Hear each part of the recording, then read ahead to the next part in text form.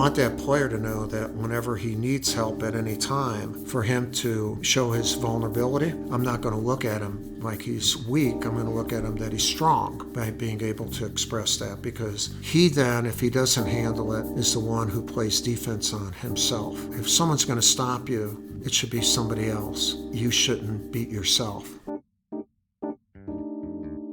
Welcome to the Leader's Edge podcast. I'm Sandy Laycox, Editor-in-Chief of Leader's Edge. This is the final episode in our very special series recorded during the 2024 Insurance Leadership Forum at the Broadmoor in Colorado Springs, Colorado.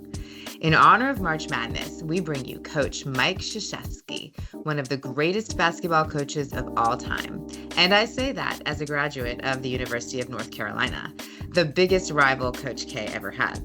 Despite absolutely bleeding Tar Heel Blue, I was honored to sit down with Coach K and talk leadership, coaching, talent, and of course, rivalries. With no further ado, here is Coach Mike Krzyzewski.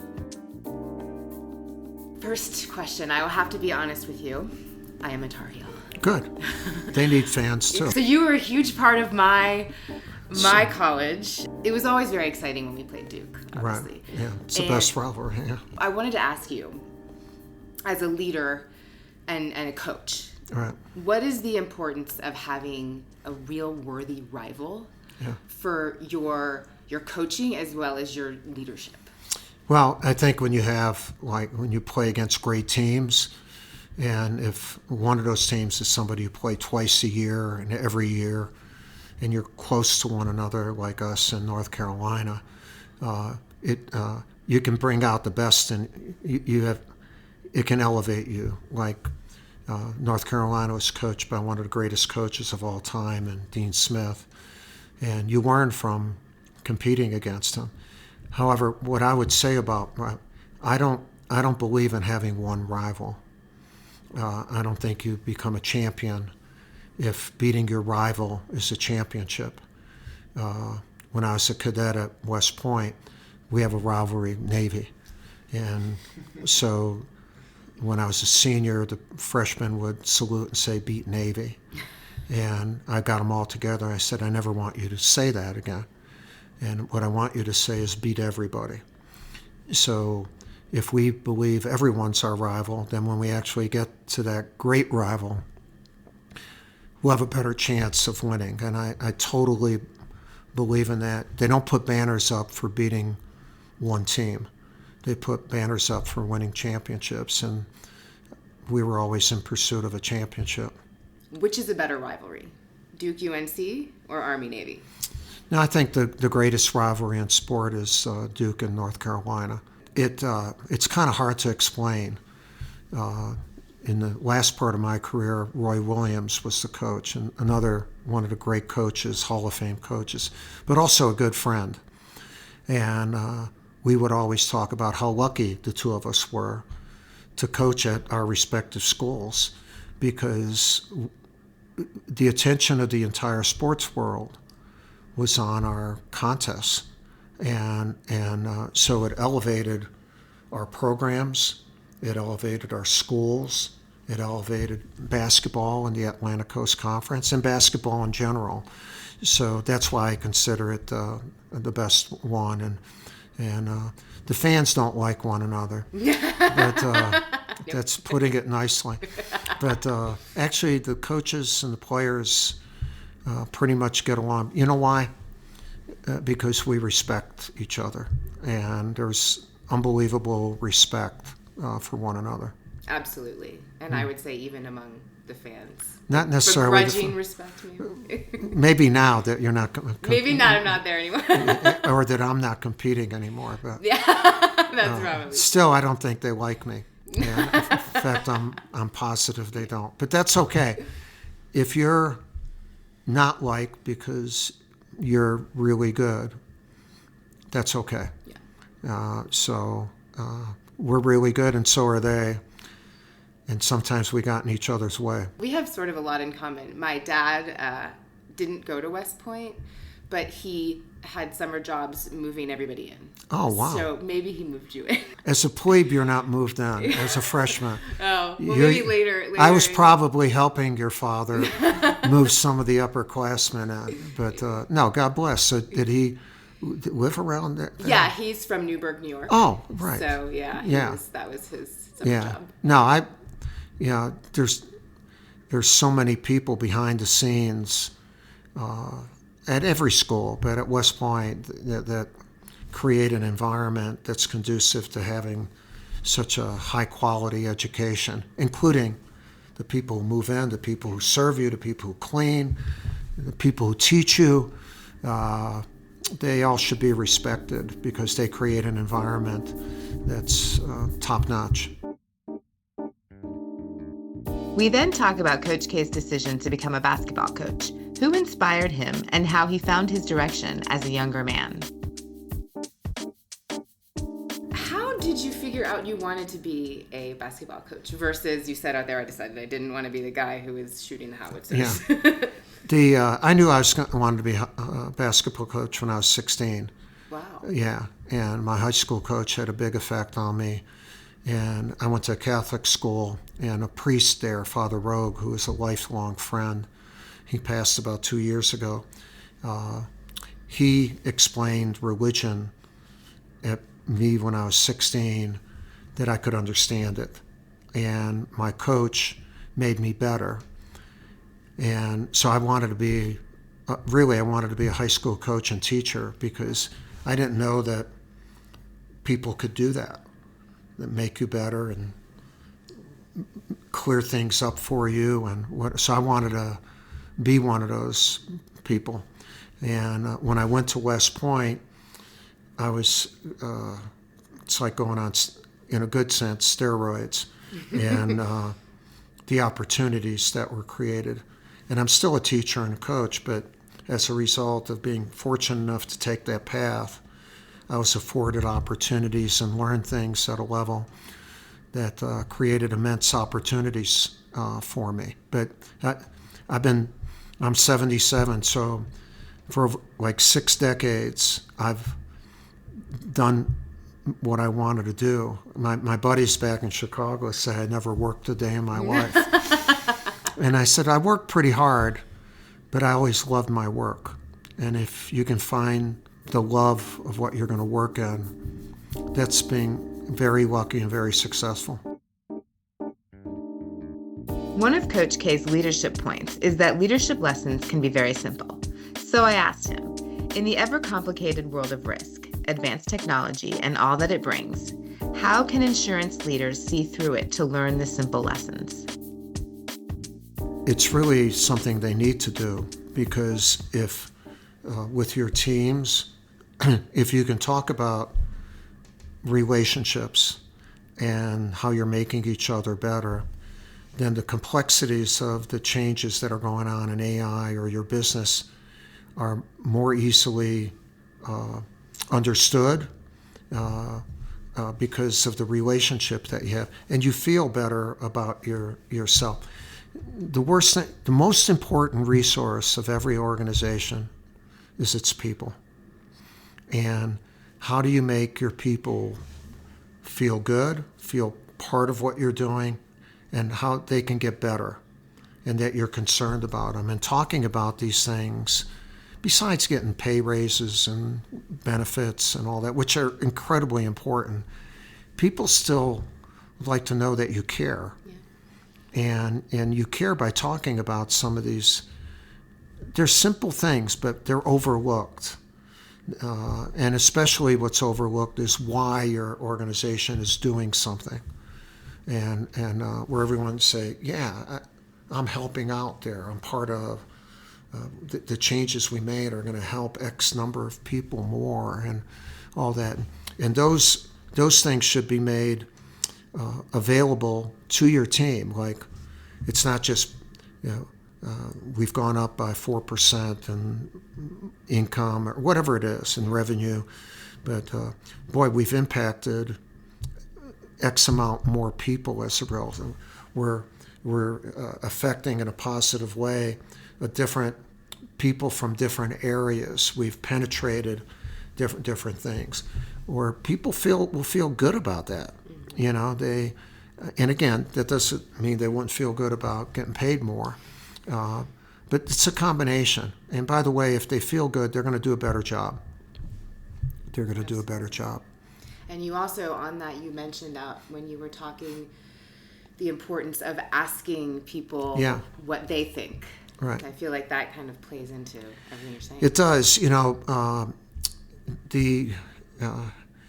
it makes you, a leader cannot see everything.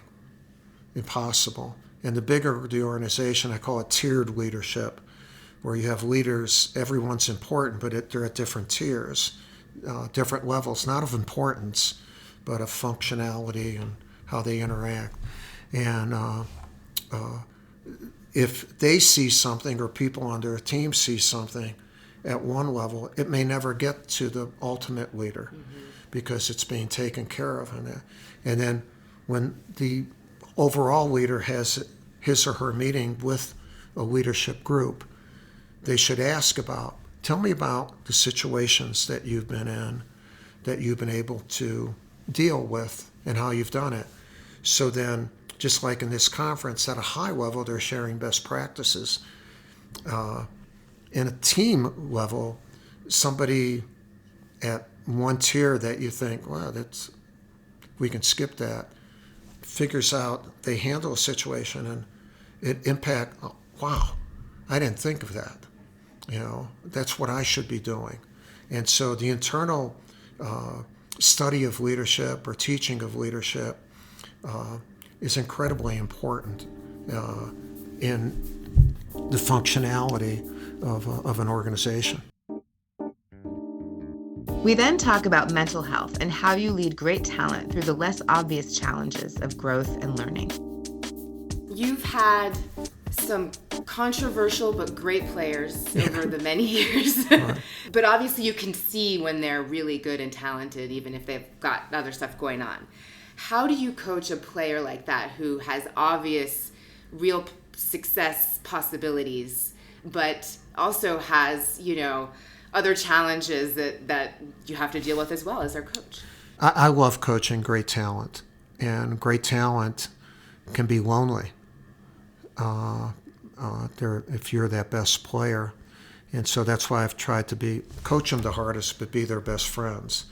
And as their status grows because of their talent and their accomplishment, talent well positioned leads to accomplishment, leads to more things that are going to happen for that talent, that you're there every step of the way. And I'm a big believer in mental health. Mm-hmm. And so we always had counselor, and even with our Olympic teams, where we said, you need to talk. Your teammates are not going to be able to help you. Yeah. And your parents may not be able to help you. I might be able to help you, but can we help you more? And it's okay to share your concerns, your anxieties, your fears. A lot of times a great player, I can't show fear, but you do fear. And how do you handle that? And I've loved that, and that's part of coaching. And it may be that it's not me that does it. I want that player to know that whenever he needs help at any time, not just help like I'm going to do something crazy, but I'm having a tough time with this, for him to show his vulnerability and take advantage of our relationship. And I'm not going to look at him like he's weak. I'm going to look at him that he's strong by being able to express that, because he then, if he doesn't handle it, is the one who plays defense on himself. If someone's going to stop you, it should be somebody else, or beat you. You shouldn't beat yourself. And and there's not one book on it or whatever. Wouldn't that be nice? Yeah, and it all starts with having an honest, trusting relationship from the beginning with the young man, and or with the Olympic player, or whatever. Although they don't, to be quite frankly, a few of those guys had that. Yeah. They actually traveled with somebody who would give themselves mindfulness, working with them physically and eating wise, but also mind wise, because they understood how important all three were. Still on talent, I asked the coach what advice he had for the insurance industry in its task to recruit and retain the next generation. Well, in any industry, one, you're fortunate to get young talent. To make sure that young talent can get better, you're not just using the talent that they've shown and putting them in a box. You're able to show them that, and that means obviously position advancement, but also individual advancement. Like how can I get better? And take their input, ask for their input. In other words, don't have them work for you, have them own it with you. And still, we have a younger society right now that wants to advance quicker. Yeah. But at the end of the day, a lot of people still want to be part of something bigger than themselves. And if they see themselves growing and seeing the sense of worth of what they're doing, but they have to see themselves growing. And that's not just in pay or position, but how am I getting better? Yeah. Otherwise, they feel stagnated. And I think the companies that just use them for their talent instead of developing, it's kind of like a great player. You can use that player, but if you develop that player, you're using them, and you're getting better, and they're getting better. So to try to figure that out, but still, it's a challenge because of what friends, even if you're doing that with friends of their age at other organizations, are saying, "Man, I'm not in." They're moaning about what's going on. It is a difficult thing, but that would be my recommendation. Finally, some free advice from one of the GOATs for parents of young athletes. My big takeaway: get out of their way. Play more than one sport. When you go and see them play, don't coach them. And tell the coach that you want him or her to coach him, and coach him hard, and you have the coach's back. After he plays, don't keep stats of him. The very first thing is say, did you have fun today? Especially at this age. Did you have fun playing? It's got to be fun.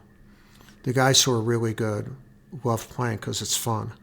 And then say, just like I said out there, how did you feel about today?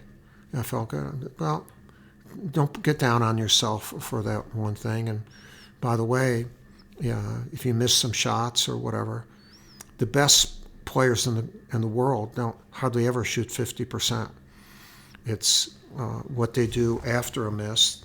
I call it next play. Just keep playing next play, and don't make it be a burden. Parents get in the way of their kids right now, and they ask the wrong questions, or their egos are attached to what the kid is doing. Come on, he's 11. Let's get over it. Like, I want my kid to have fun, to improve, and have a joy of playing.